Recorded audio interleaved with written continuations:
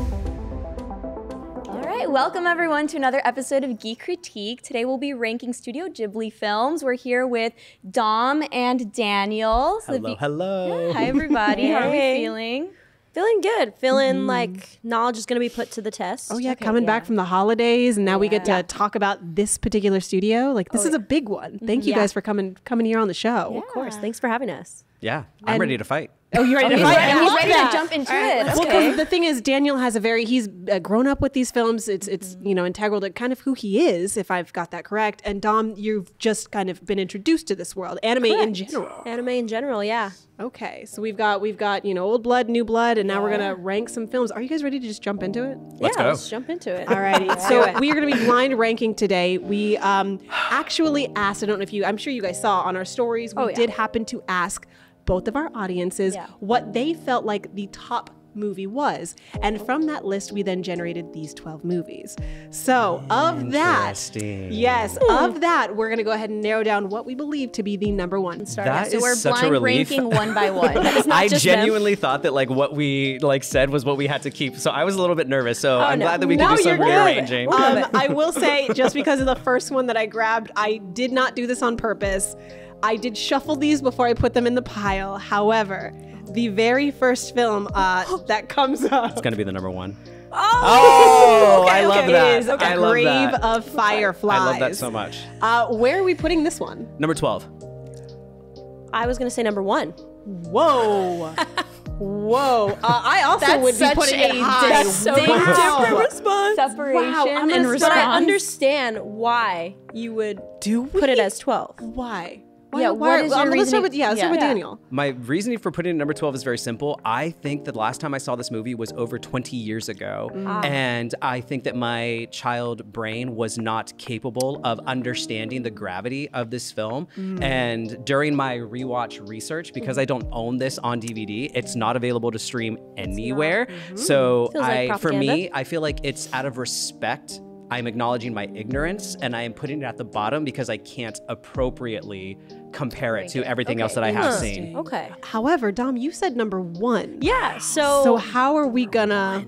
I started to watch it and I had heard from multiple people not to watch it because it is so sad. So I paused it and just did a deep dive of research, and it just feels so different from all the other films, and I feel that objectively it won't be ranked very high because everyone's like, don't watch it, it's so sad. But I think because it's so different and the topics that it talks about, like war through a child's eyes, and just how I've seen that there was like a theme of like you're longing for hope, but you know, it's very sad. You described this movie as a war movie. It's actually been described by the creators. It's not a war movie. It's a movie about survival. And not only that, but this is a movie that's been on several people's lists of it's a movie you have to watch before you die. It's one of those films. But we're not here to talk about the films. We're here to rank them. Yeah. So collectively together, this is your first one. I know it's a doozy, but where are we putting it? Split the difference, put it at 6 or 7? Yeah. I was like, let's split it. Let's split 6 or it. 7. Yeah. And then we can move it later. Do you want to start off at 7 for now? 7? Yeah, we'll start at 7. Great. We can go up. We got one on the board. Look at us go. There we go. Nice All right, timing. next one up is Mononoke Hime Okay. Now I'm curious. Yeah, favorite. is this going before or after? That's why I'm like. So for me, I can easily say this is my personal favorite Miyazaki Studio Ghibli film of all time. Zoom in on my tattoo, I have my little kodama, instantly fell in love with Ashitaka, instantly fell in love with the movie, and it is held like a revered position. So how old were you at that point when you watched this film? Oh my God. I was probably maybe 6, somewhere between 6 and 8. Okay, wow. Yeah. Because I watched this movie for the first time as an adult, and watching it as an adult, I've watched a lot of these films when I was a child, and then rewatching them as an adult, I'm like, I completely missed the point of this film when I was a kid, but because I watched this as an adult, I was like, wow, I don't think I would have really been able to appreciate this movie had I watched it at such a young age.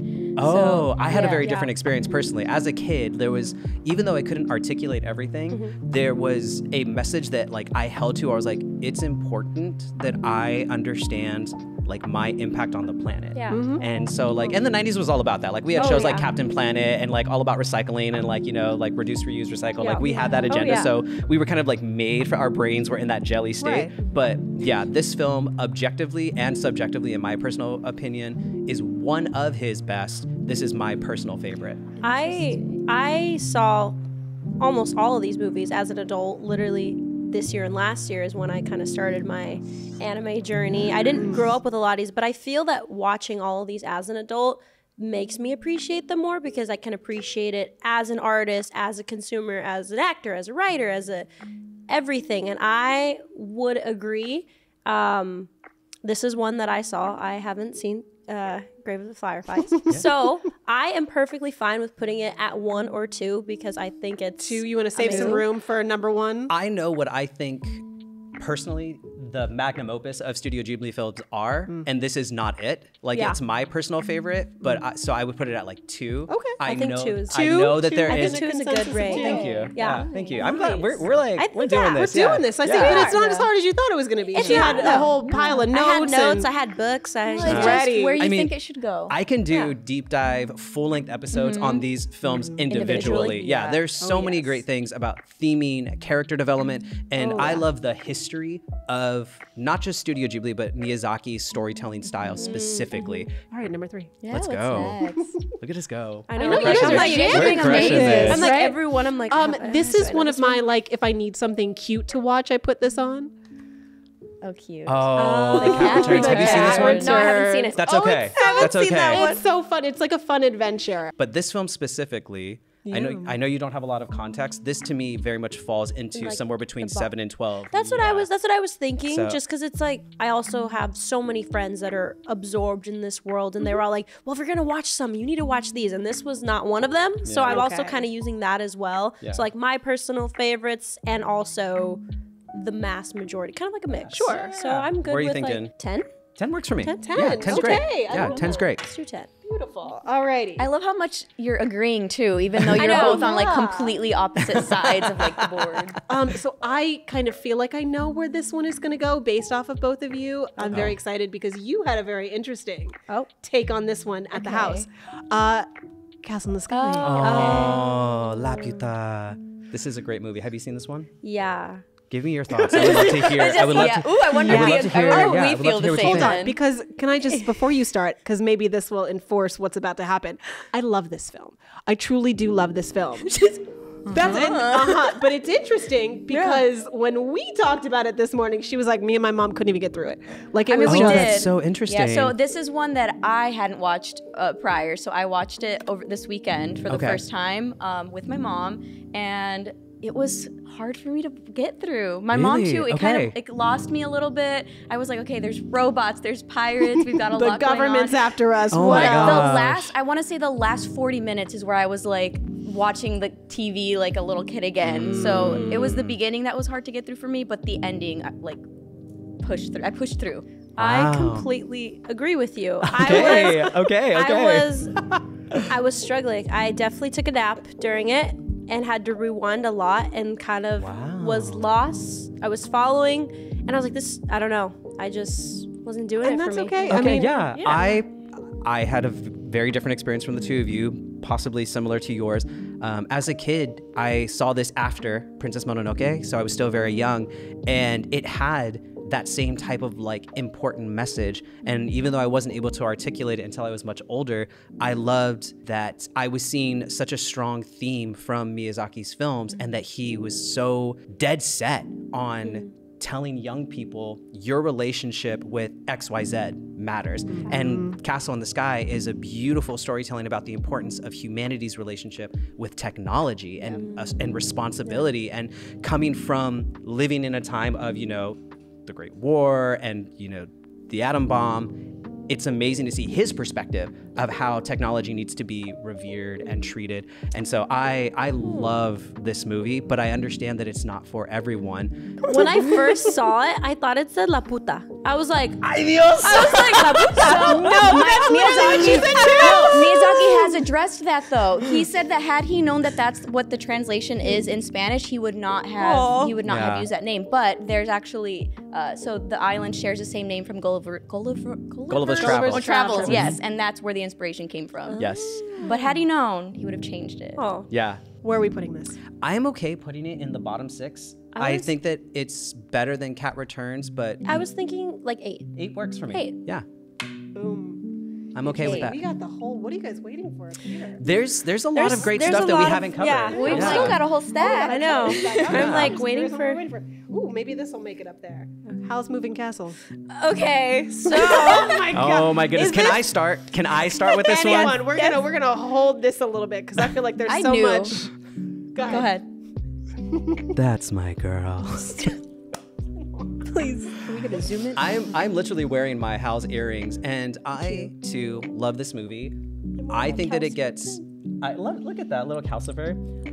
I know that this is an unpopular opinion, and I stand by it. I think that this movie is a bit overhyped. It is. I agree. It is a beautiful film. It is a stunning film. For me, it lacks the substance that I really enjoy from a lot of Miyazaki's other films. I agree. Thank you. I feel just so like, affirmed. I just like to simp over Hal. Yeah, absolutely. But yeah. And it's crazy to me because I'm an avid book reader, so I read the book. Oh, girl. That this came So from. diffy. Yes. So diffy. I'll tell you about that later. I'm like, Oh, baby, I'll tell you about that later. It's based off a British novel, right? Yeah. It is based off. It's just not. He's not the same in the book, and it's crazy when you. Better or worse? Better or worse? It's hard to say. I don't want to say better or worse. I don't want to judge him in that way. He just is, but he's Hotter? not. Okay.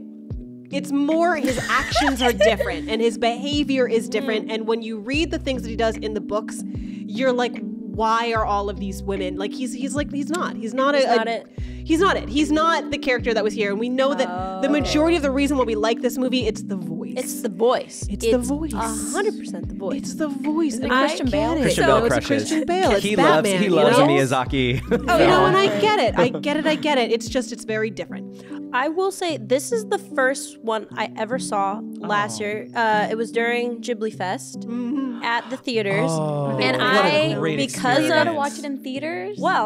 so I knew all the like Christian Bale, that's my girl, all that. So I was ready, and I went to the Japanese version. You had subtitles. So I was like, so I really had to pay attention. So it was great, and I was like, okay, now I need to go watch this with Christian Bale. Yes. I'm thinking like 5 or 6. I feel 6. Yeah, Okay. I was thinking 6. Yeah. That works for me. That's for you, my friend. Got it. That's funny. I love that. I love that. Speaking of people really appreciating films and Spirited having Away? a lot to talk about, That's Spirited Away. Number one. It is Spirited Away. It is the Oscar-winning film. It is.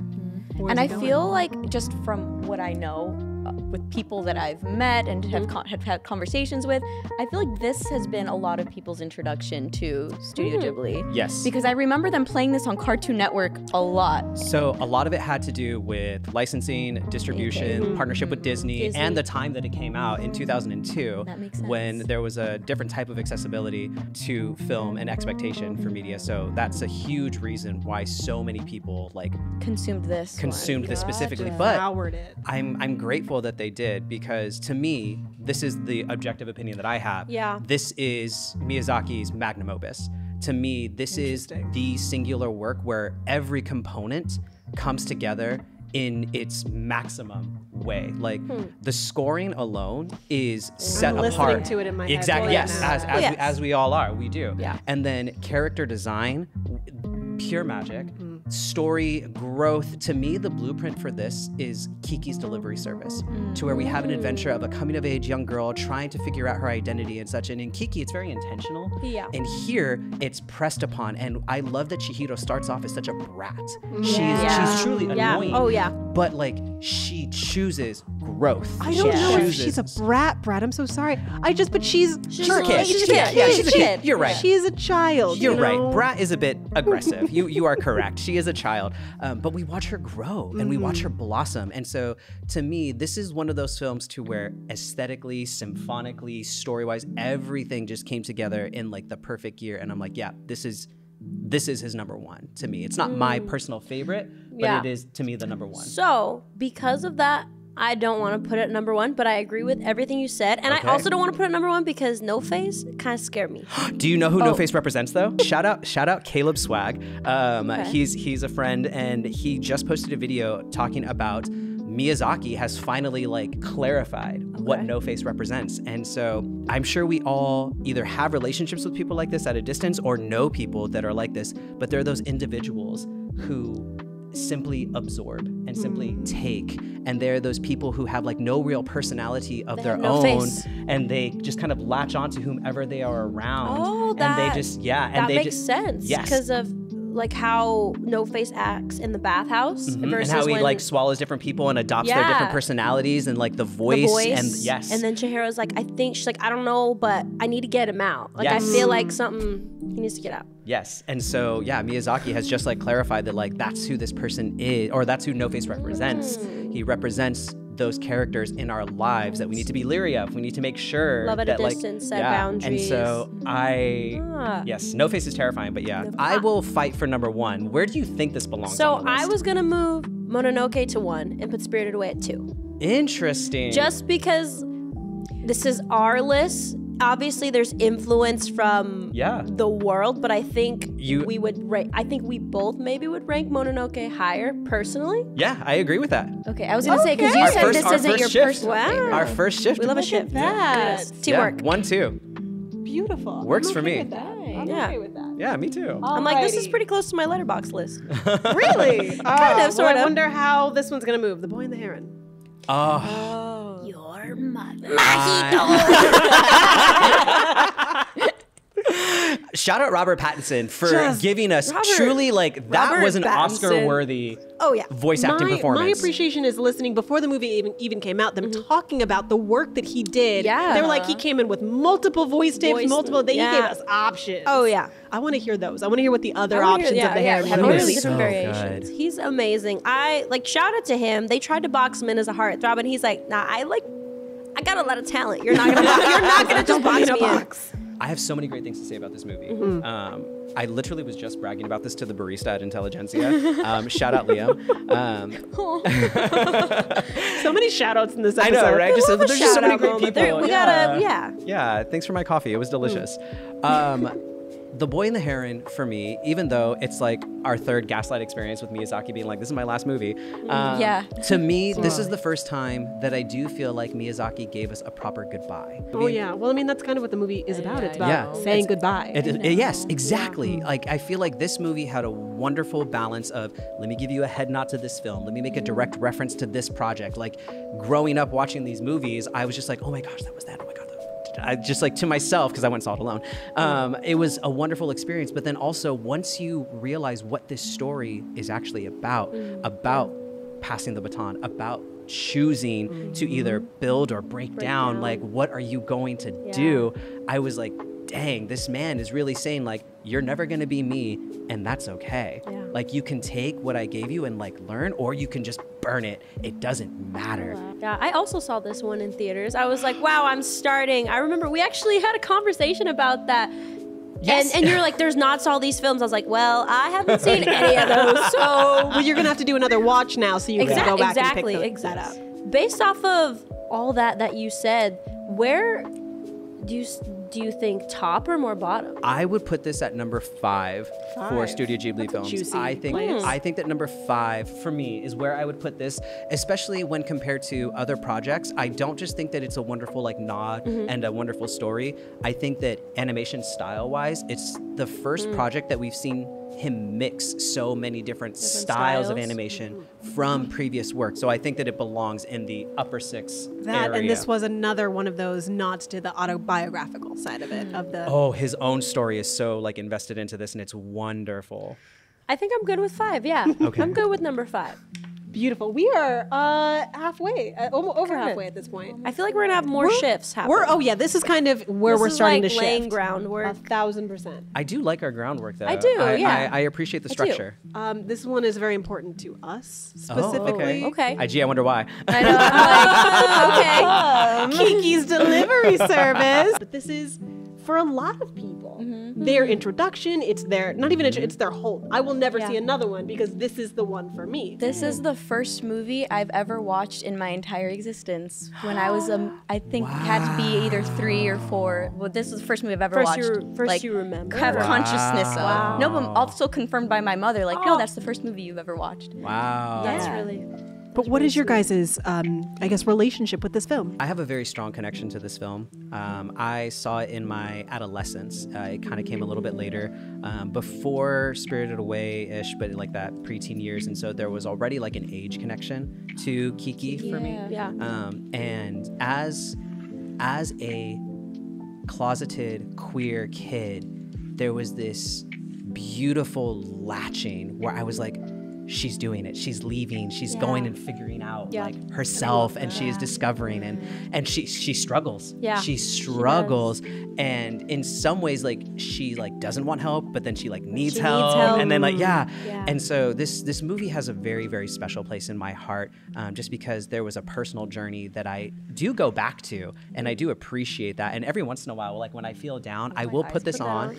I know, like I'm getting emotional too. I mean, that's the studio. It's not just making films for money. It's not just making it because it's hip. It's an emotional journey that you can. It's not just the face value. There's so much under that multiple people can find relation with. And I think that's I like that I'm the newcomer, but I kind of hate it because, you know, you can watch any studio's films and get something out of it, but depending on where you are and where, you know, a lot of us have connections to things because we grew up with it. It's like I threw this on, you know, all throughout my life when I'm down, like it's my comfort movie. So because of that, I'm gonna let you rank this one because I have my Studio Ghibli that I want to fight for to the death. Even though, no, that's okay. Even though I very much like hold this movie in such a tender place, it actually doesn't even break into my top 5 of the film. So I would happily put this at 9.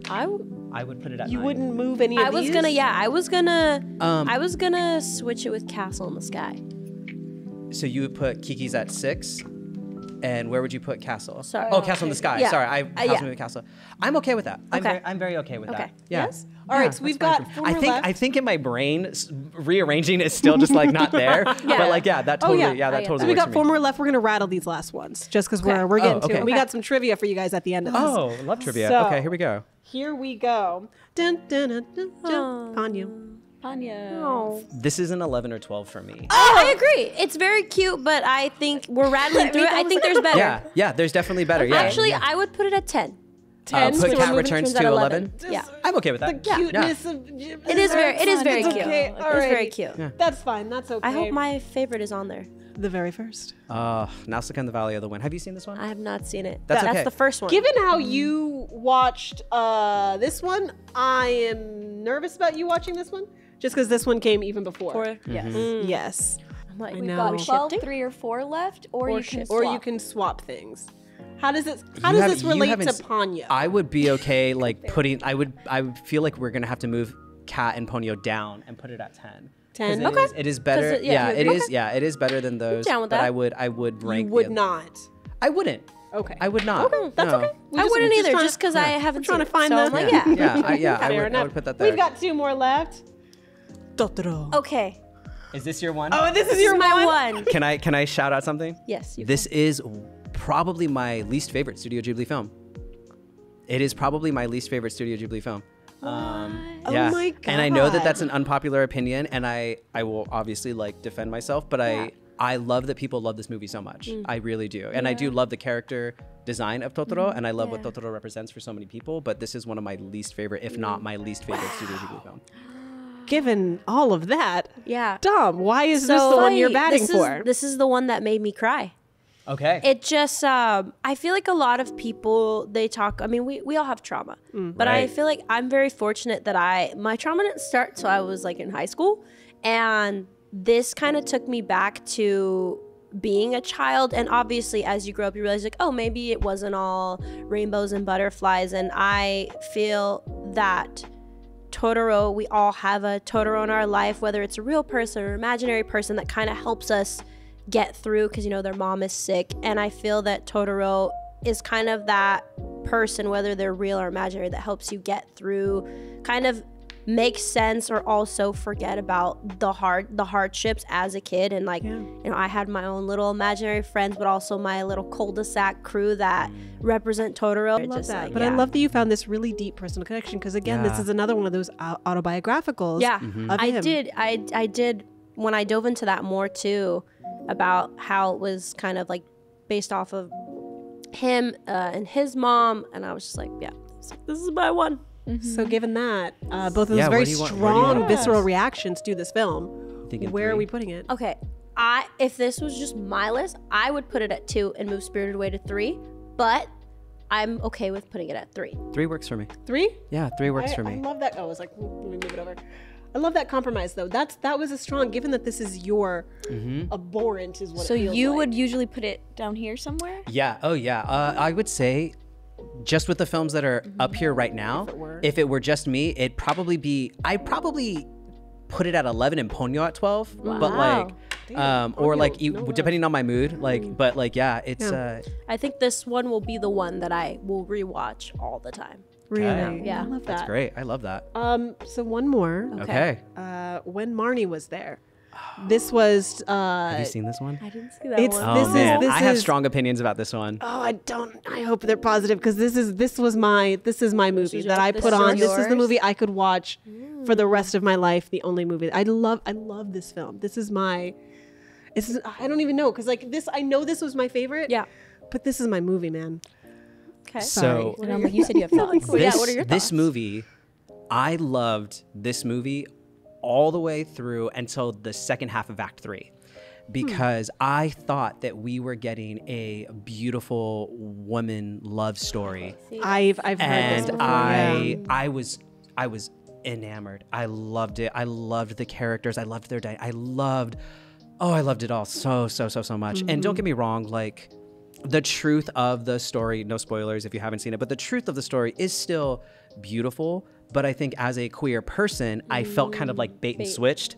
And that really like detracted from this film for me. I think objectively as a film, super well done. It is a thought out story, but I don't appreciate, because here's the thing, as an artist, we know what we're drawing. We know what emotions we're putting on a face. We know what we are creating. And like as directors and writers who do like film and media, you know what you're doing. You know how this media is going to be perceived and interpreted. And it bothered me that there were so many creative choices that were made that led to one specific narrative and it ended up being something entirely different. It's not that this is a one-off thought. This is multiple people who were on that train that made that same kind or had that same annoyance that it was shifted. Yes. Yeah. You know? Yes. So given that, I'm going to start at the bottom. I think we're going to have to shift, but I do think it's better than, I think it's better than 12, 11. You know what? I don't think it's better than, no, it is better than Nausicaa. I'm just being petty. I would probably put it between like somewhere in there where she has it right now. Like here. So like, do you think more than Castle on this? So are we moving everything? down. I think we're gonna have to move. Yeah, I think we're gonna have to move. Yeah. We're moving Boy in the Heron. Yeah, I think we're gonna Howl's have up. to. Yeah. So we're moving, Boom. and we want to put it at 8 or 9. I would say Kiki's is better. Yes. Somewhere in there. Is it? Would you? I say we put it at 9. 9? Okay. Yeah. Okay, that works for me. Yeah. We've made the list. This is your list. This is you're happy with your top 6 and you're happy with your bottom 6? What do you think? I'm not gonna lie. I'm not happy with the list. Okay, tell me what you're not happy about. I this is the think first time this has happened. Graveyard of the Fireflies needs to be higher. I think it needs to be in the top 5. I would switch it with House and Hal. yeah. That was, I would switch it with Hal, Yep. and then I would move Boy in the Heron to 5. Oh, so you okay? Oh, Gotcha. even higher up. So you putting Yeah. Grave at 4, Yeah, but you haven't seen know. Grave. I haven't. You have. I will advocate for Boy and the Heron and flip that. That would be I would flip those back. I would keep Grave at 5, and I would put Boy and the Heron at 4. I've seen Boy in the Heron, so I'll allow. Okay. Understood. Yeah. Are we happy with this list now? Yes. Yeah. Yes? Yeah. I would very much be comfortable defending this top 5 list, Okay. even though like Totoro isn't on there for me. I could easily defend its position. Yeah, that's kind of, and I feel very confident that I've seen 4 out of the 5. Like I didn't see Graveyard of the Fireflies all the way through, but I just, from what I researched and just talking to other people, I can confidently say it's better than Hal. Like I think Hal is so high because of like the internet Yeah. the internet influence. It wouldn't and be that just- high on my personal list, but Yeah. I respect its position. Yeah. Oh yeah. Do you want to read it off? All right, so we're starting from 12. We've got at number 12, The Cat Returns. 11, we have Ponyo. 10, Nausicaa of the Valley of the Wind. 9, When Marnie Was There. 8, The Art of the Castle in the Sky. 7, Kiki's Delivery Service. 6, Howl's Moving Castle. And in our top 5, we have Grave of the Fireflies at 5, The Boy and the Heron at 4, My Neighbor Totoro at 3, Spirited Away at 2, and Princess Mononoke at 1. I tremendously respect Great our top job. three. Yeah, I our tremendously top respect our three, top yeah. three. You do Yeah. have a choice. We are going to do a trivia round just to make sure you guys really know your stuff. Let me shift in my seat real quick. Oh yeah, given don't. just given from the top 3, you have you have a choice. Okay. So we can either do 3 trivia questions from your number 1, or we can do 1 trivia question from each of your top 3. I feel like I'm going to fail trivia either way because I say one from each. Let's do it. One give a from little- each? a Sure, little- yeah. Absolutely. Starting with My Neighbor Totoro. As we know, Miyazaki loves his spirits, but most specifically, his soot spirits. How many films do the soot spirits appear in? Oh my goodness. Okay. So, My Neighbor know two. Totoro, I know 2. Spirited Away, Yes. and then And then let's if see, they're there's not in anything Mononoke. else, They didn't grace us in The Boy and the Heron. No. Not in Grave of the Fireflies, if I remember correctly. Not in Ponyo. There's none in Howl's, right? None in Howl's. No, none in House. None in Kiki's. Didn't see him in Castle. I feel like no, there's not any in Kiki. Cat Returns, okay, but there's also 12 other films that I have to think through. 5, 4. Do we just want to say 2? Sure, we'll say 2. 2 is correct. Okay. Well, Spirited Away and My Neighbor Totoro. Nice. On to Vivian. All right, so now from Spirited Away, Okay. we have. I hope this is an easy question. Oh my What goodness. kind of spirit is Haku?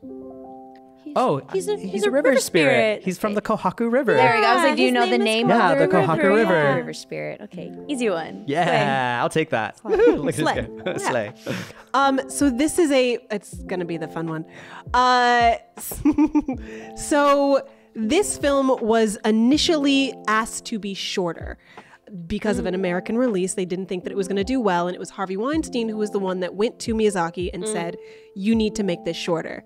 Miyazaki walked out of that Yes. room. A few months later, the producer actually sent Harvey Weinstein.